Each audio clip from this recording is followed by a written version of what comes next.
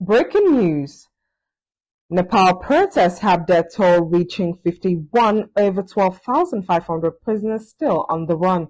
Hello and welcome again to the Desitdown news. My name is Nefachkurame. Let's dive into the news in detail.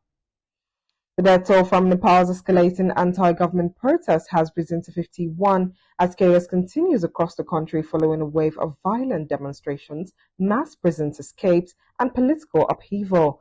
Authorities confirmed that among the deceased are at least 21 protesters, 3 police officers, and several others, including prisoners and civilians. The unrest, led primarily by youth groups under the Gen Z movement, erupted over accusations of widespread corruption, rising unemployment, and the government's controversial social media ban. Hospitals across the country have treated over 1,300 people for protest-related injuries. While many have been discharged, dozens remain in critical condition. Amid the protests, several prisons were stormed by mobs or overrun due to internal mutinies.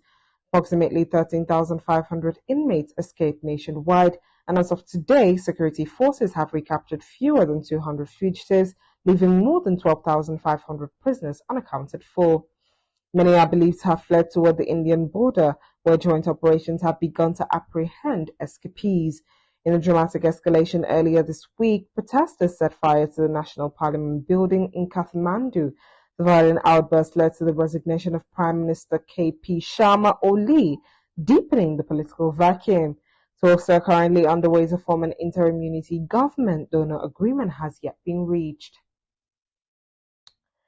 The Nepalese military has been deployed in major cities under a nationwide curfew. Armories that were looted during the peak of the violence are now slowly being secured, with authorities reporting the recovery of over 100 stolen firearms. As Nepal struggles to regain control, the international community has called for calm, urging political leaders to engage in dialogue. However, with a massive prison population still at large and public anger unabated, stability remains uncertain. This has been the news in detail. My name remains Nefachko Urame. Do not forget to follow us on all social media platforms at the Sit Down News. See you next time.